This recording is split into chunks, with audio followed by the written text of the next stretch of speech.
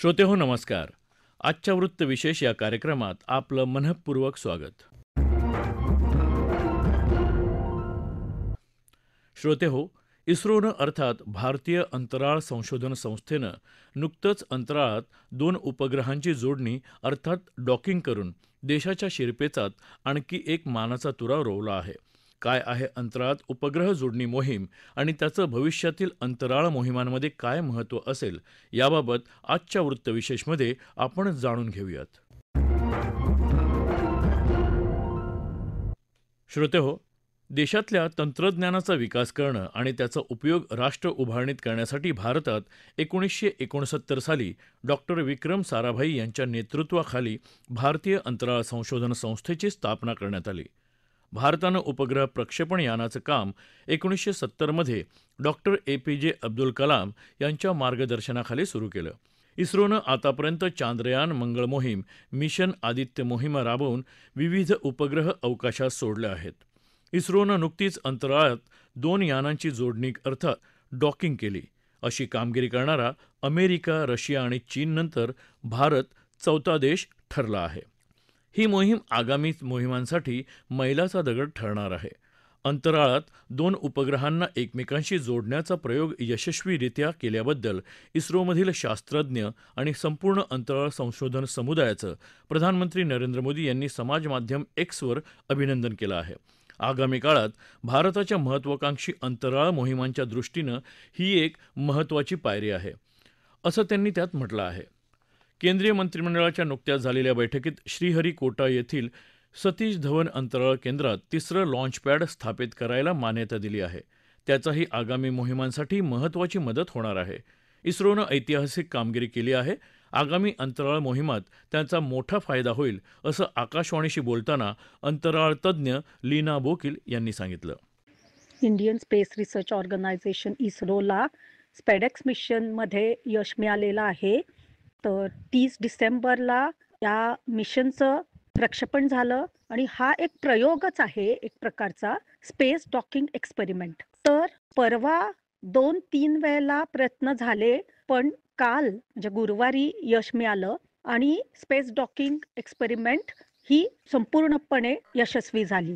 तर हे 220 किलोग्रॅम इच चेझर आणि द टार्गेट असे 2 ट्विन सॅटेलाइट्स म्हणजे उपग्रह अंतरिक्षमध्ये सोडल्यानंतर त्यांचा अंतर कमी कमी करत आणला आणि त्यांना जवळ आणून एक प्रकारचा स्पेस डॉकिंग किंवा स्पेस लॅचिंग केलं गेलं आणि इस्रोला यश मिळालं. तर ही डॉकिंगची प्रक्रिया अतिशय चॅलेंजिंग असते, कारण प्रिसिजन नसेल आणि अचूकपणे केलं नाही तर ते चुकलं तर 2 स्पेसक्राफ्ट जवळ येऊन टक्कर होऊन एक्सप्लोजन किंवा स्फोट होऊ शकतो किंवा लांब लांब जाऊन ते ड्रिफ्ट होऊ शकतात.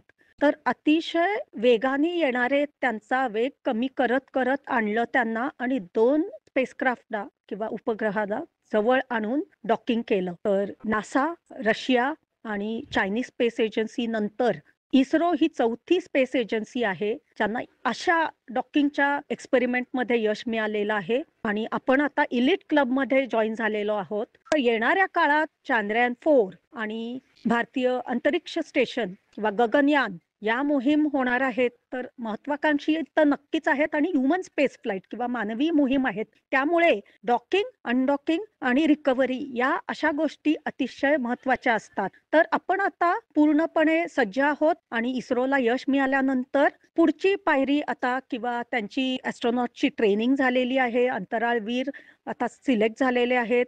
इंडियन एअरफोर्सचे पायलट्स त्यांची ट्रेनिंग पण बऱ्यापैकी झालेली आहे. तर आता पुढची पायरी गाठायला हरकत नाही आणि पुढे जायला त्यांना आता खूप यश मिळाल्यामुळे मनोबळ वाढलेलं आहे आणि आता इस्रोची पुढची तयारी सुरू झालेली आहे.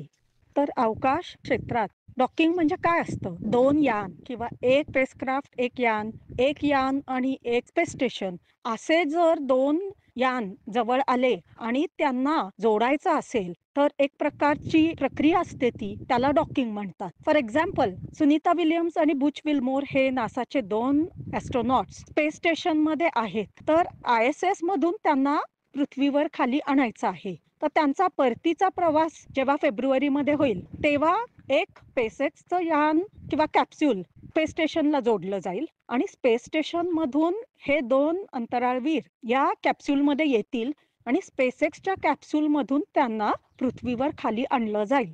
तर या वेळेला आधी पहिले डॉकिंग होतं, म्हणजे फॅल्कॉन किंवा स्पेसएक्सचं यान स्पेस स्टेशनला जोडलं जाईल तेव्हा डॉकिंग, आणि मग अंतराळवीर जेव्हा ते दोघं स्पेसक्राफ्ट किंवा या कॅप्सूलमध्ये उतरतील तेव्हा ते अनडॉक करावं लागेल, म्हणजे अनलॉक, आणि मग त्यांना खाली पृथ्वीवर आणलं जाईल आणि मग आणल्यानंतर खाली मग रिकव्हरीची प्रक्रिया असते. तर मानवी मोहीम जेव्हा आपण करतो म्हणजे ह्युमन स्पेस फ्लाईट, त्यावेळेला अतिशय महत्वाच्या गोष्टी असतात, म्हणजे स्पेस डॉकिंग आणि अनडॉकिंग, सो ऑल्सो रिकव्हरी. तर भारताने म्हणजे आता इस्रोने ही प्रक्रिया करून पेडेक्स मोहीम मध्ये यश मिळवलेलं आहे. तर स्पेस डॉकिंग एक्सपेरिमेंट हा प्रयोग आता सक्सेसफुल झालेला आहे आणि त्यामुळे आपण पुढे जाऊन येणाऱ्या काळात चांद्रयान-4 मिशन मध्ये चंद्रावर भारताचा अंतराळवीर जाईल आणि गगनयान किंवा भारतीय अंतरिक्ष स्टेशन मधून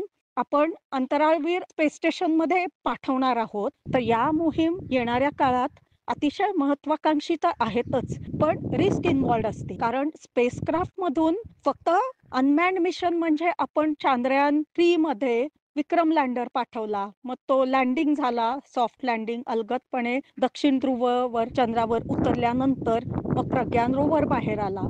तर हे सगळं होतं अनमॅन्ड किंवा अनक्रूड मिशन्स. पण जेव्हा एक स्पेस एजन्सी जेव्हा मानवी मोहीम करते आणि ह्युमन स्पेस फ्लाईट मध्ये खूप रिस्क इन्व्हॉल्ड असतात, तर अंतराळवीरांना जरा आपण व्यवस्थित अजून काळजीपूर्वक सगळी काळजी घेऊन पाठवायला पाहिजे स्पेसमध्ये, आणि तिथे जात असताना त्यांना कोणत्याही प्रकारचा त्रास नाही व्हायला पाहिजे.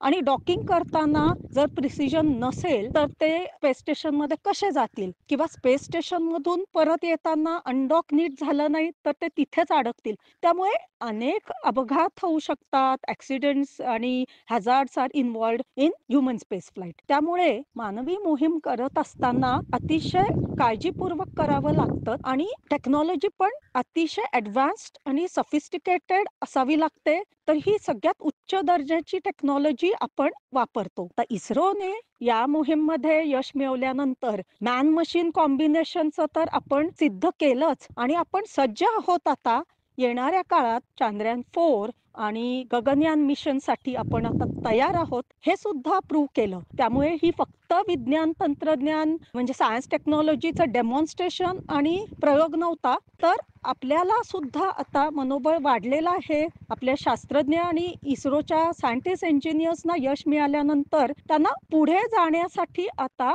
गो सिग्नल मिळालेला आहे. त्यामुळेच पेडेक्स मिशनचं यश म्हणजे हे स्पेस डॉकिंग जे आपण मॅन्युव्हर अचीव्ह केलं, तर यामुळे येणाऱ्या काळात एक वेगळाच अजून चॅप्टर इस्रोसाठी सुरू होतोय.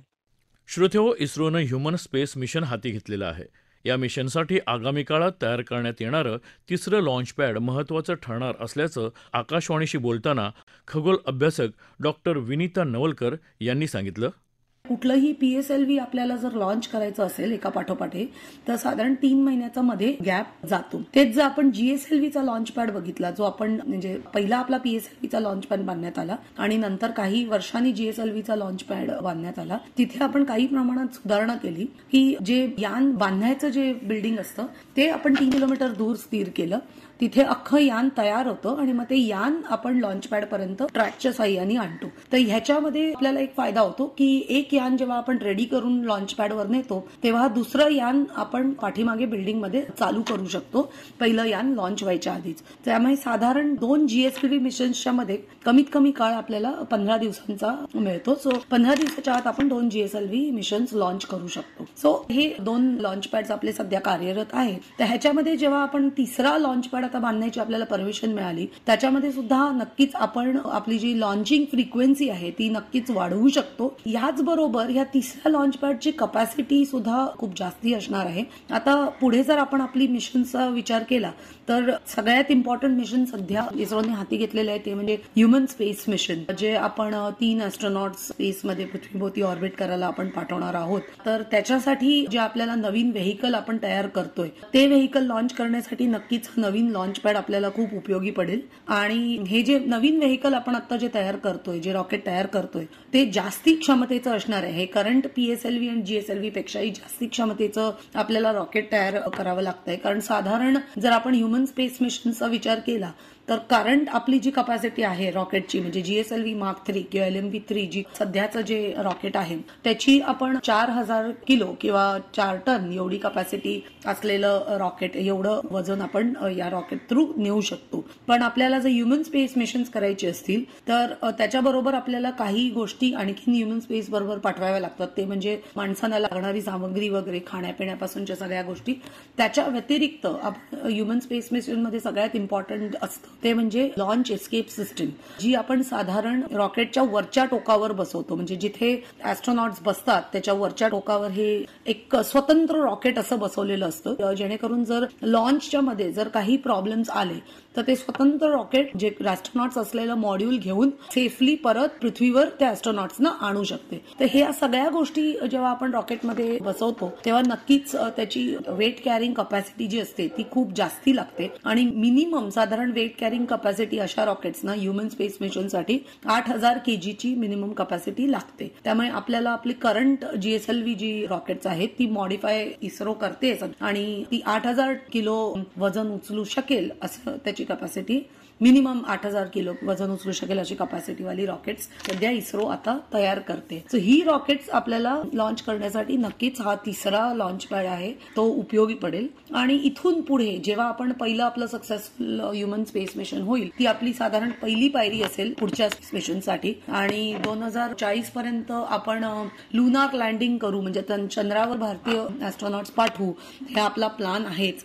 त्यामुळे फ्युचरमध्ये सुद्धा हा तिसरा लॉन्च पॅड आपल्याला खूप उपयोगी पडणार आहे. तसंच इस्रोने ऑलरेडी आपलं जे स्पेस स्टेशन जे आपलं असेल भारताचं ISS सारखं त्याचीही घोषणा ऑलरेडी केलेली आहे. त्यामुळे ते लॉन्च करायला सुद्धा आपल्याला त्याचे पार्ट्स आणि ते अख्खं युनिट आपल्याला लॉन्च करायला सुद्धा आपल्याला एक बेटर लॉन्च पॅड लागू शकतो. आणि नक्कीच ह्या तिसऱ्या लॉन्च पॅडचं परमिशन जी गव्हर्नमेंटनी दिलेली आहे ती आपल्याला नक्कीच स्पेस मिशनच्या दृष्टीने डेफिनेटली फायदेशीर ठरेल. याचबरोबर आपण ऑलरेडी हे बघितलेलं आहे की इस्रो इतर देशांचे सॅटेलाइट सुद्धा लॉन्च करत असते, ज्याच्यामुळे आपल्याला बऱ्यापैकी आपल्या मिशनसाठी रेव्हेन्यू जनरेट होत असतो. त्यामुळे जर आपण आपल्या मिशनची फ्रिक्वेन्सी वाढवू शकलो तर आपल्याला नक्कीच इतर देशांचे सॅटेलाइट सुद्धा लॉन्च करून अधिक रेव्हेन्यू आपण जनरेट करू शकतो. त्यामुळे हा तिसरा जो लॉन्च पॅड तयार होईल तो आपल्याला एक स्टँड बाय म्हणून किंवा फ्रिक्वेन्सी वाढवण्यासाठी आपण नक्कीच त्याचा चांगला उपयोग करू शकतो. श्रोते हो, मानवी सेवेसाठी अंतराळ तंत्रज्ञान हे ब्रीद असलेल्या भारतीय अंतराळ संशोधन संस्थेनं भारतीयांचं जीवन सुकर करण्यासाठी नेहमीच पुढाकार घेतला आहे. आज जागतिक पातळीवरही इस्रोच्या कामगिरीकडे आदरानं पाहिलं जात आहे. आगामी काळातील जागतिक अंतराळ क्षेत्रात भारताची महत्त्वाची भूमिका राहणार आहे. तंत्रज्ञानाबरोबरच देशाचा आर्थिक विकास करण्यातही इस्रोच्या मोहिमा महत्त्वाच्या ठरणार आहेत, हे नक्की. श्रोते हो, आपला वृत्तविशेष हा कार्यक्रम आपण न्यूज ऑन AIR या ॲपवरही लाईव्ह ऐकू शकता. यासोबतच आमच्या मुंबई एअर न्यूज या यूट्यूब वाहिनीवर कार्यक्रमाचं ध्वनिमुद्रण आपल्याला कधीही ऐकता येईल. श्रोते हो, याबरोबरच आजचा वृत्तविशेष हा कार्यक्रम संपला. हा कार्यक्रम आकाशवाणी मुंबईच्या प्रादेशिक वृत्त विभागानं सादर केला. संपादक आणि सादरकर्त्या सरस्वती कुवळेकर, निर्मिती सहाय्य स्मिता दळवी, लेखन आणि समन्वय ज्ञानदेव शेलार आणि निवेदन शैलेश मोहिते.